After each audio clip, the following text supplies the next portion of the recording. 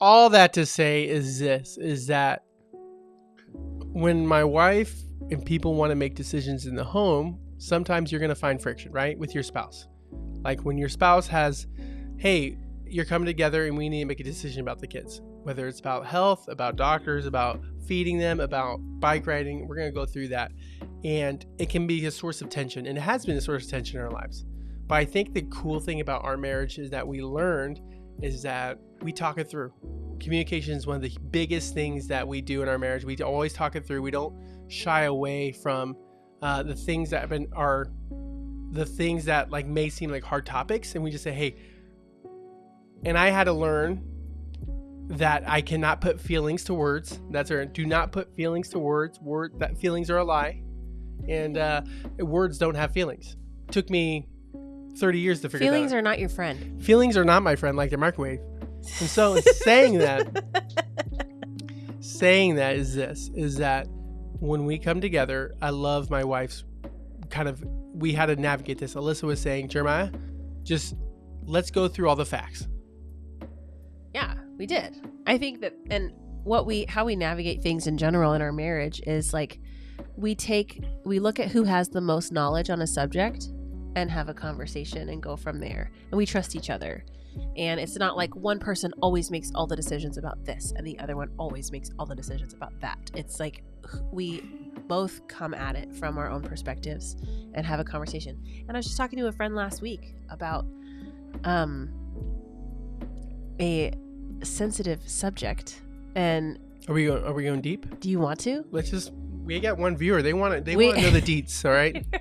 We were talking about sex and about each of our experiences in certain things, and it's like you want to have those conversations, and it was super helpful for us both to be like, oh, like you had this experience, I had this experience, and I was able to share with her, when I have that issue that you're having, like I just tell Jeremiah this, and this.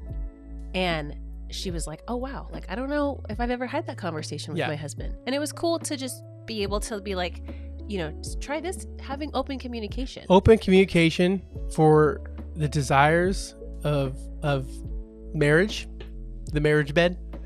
I don't know why I'm awkward saying it. You're so awkward. Let's change the subject. But saying all that to say is this. All right, with that subject, let's put a cap on that subject real quick. Like, just communicate openly. Communicate. Just communication. The same thing, like the craziest thing is when I started communicating with Alyssa, just saying, hey, honey, I just want you to know that I want your body. And that I just want to let you know that. Like, and later on, I don't know when it's going to happen. I'm just letting you know what I'm feeling. I thought we were putting a cap on the... Well, I did. I'm just saying, like, hey, I just overly communicate that, and so that she's clear that like where we're going. It's hopefully, true. But like, if she's not going to go there, you tell me. You say, just tell me. Just tell me. Just tell me if you don't want to, and that way I can like close that part of my brain and we can move on to something else. Because once the engines are going, like it's hard to put the gas on the brakes. All right, I'm just saying. So we just communicate everything. Going back to communication. When we have a big discussion to have about like different things that are happening, like we bring the facts together, we pray on it, we say, all right, if we come at a disagreement, like recently, like this is a simple one, bike riding. Yeah. So what happened was with the bikes, somebody had gifted us this big bike for Judah, and it was too big for him, and it just sat in the driveway for like 2 years, and then somebody else at church brought this like little tiny pedal bike that was like a super great size for him, small but good, and he learned how to ride a bike. Oh my gosh. Having cats, that's what's happening. Disaster is very close. The cats are knocking down our lights. Okay. Anyway, I talked to Judah and I was like, listen, get on this bike. He learned how to ride a bike the same day on that littler bike. It was so good. And I was like, great. And he said, I'm scared of the big bike. Is it okay if I keep riding? Can I just ride this bike? In a little context. And I said, yes, ride the little bike for a week. And then when you're comfortable on that, we'll move on to the big bike. And then you came outside. Yeah. So context with my style of training for swimming and biking, throw them into the fire. Like, throw them in. They're going to learn. Just get over it. That's like, not my style at all. Stop whining and dining them and get it on with. Whining and dining. They need to learn how to swim. So you throw them in, and they're going to cry, and they're going to scream, and then they're going to love it. And I know that. And like with Judah, I know he's going to do that. And so. But it's like, it's so hard. Like, this is one of those things we disagree, because like, I don't think that too much fear is healthy for them in a learning process. I think a certain amount of fear is helpful. No, a certain amount of like bravery and courage are required even when you feel afraid, but not for them to be so overwhelmed by fear that they're like losing their minds. I don't think that that's a healthy memory that gets locked in forever. But we disagree. We disagree, and that's the thing. We may disagree, and I know I'm a screwed up human being, and so like we're both two screwed up human beings trying to like get our children well, and so to survive.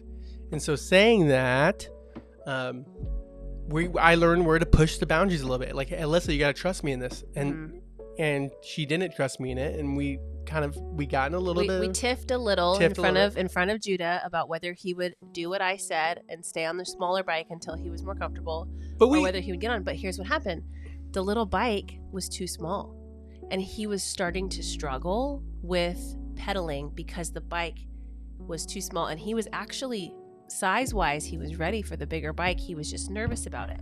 And I'm like, there's nothing wrong with giving him a few more days. And you were like, no, he's having a hard time on the small bike. And if he gets on the big one, it'll be so much easier for him to pedal because it's his size. And I just was like, I was so much more leaning in the mindset of like, what's safe? What's going to keep him from being upset? What's going to keep everybody happy? What's going to be easier? And you were in the mindset of like, he needs to grow. He needs to have that bravery. He needs to try.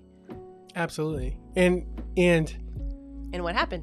He did great. He got on the big bike. And then you told him to get on the bike. You said, do it. And he got on the bike and he was riding his big bike the same day. And then later he said, Dad, I really appreciate. He didn't say appreciate. He just said, he said, Dad, I'm really glad that you made me get on the bike. He recognized, he said, Dad, thank you for making me get on the big bike. Yes. Thank you for making me get on the big bike because it's so much more fun. Because I believed in him. I think that's the thing is that I think I didn't. I didn't believe I truly, like, Judah is so amazing, and that like I truly believe that he can do incredible things, and that he always sells himself short a little bit. So, yeah. And I was like, you want to push it. Yeah, I agree. I think that that's really helpful. So, yeah, like there's just communication,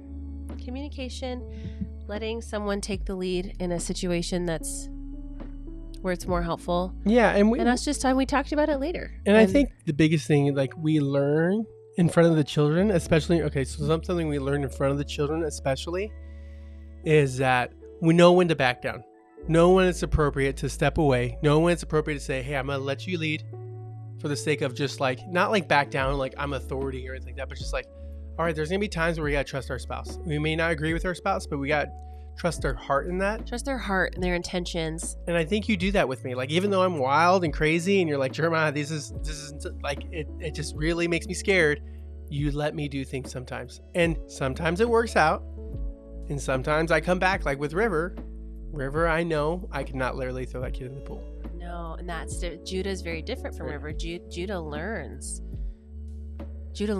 from his experiences very quickly, and yeah, River is like a snail with learning. Until he sees someone else. Until he sees his brother, then he's like, boom. Some things, it depends, because he sees his brother swimming, he still won't swim. He sees his brother, doing different things, he still is nervous. But yeah, just communicate. Communication.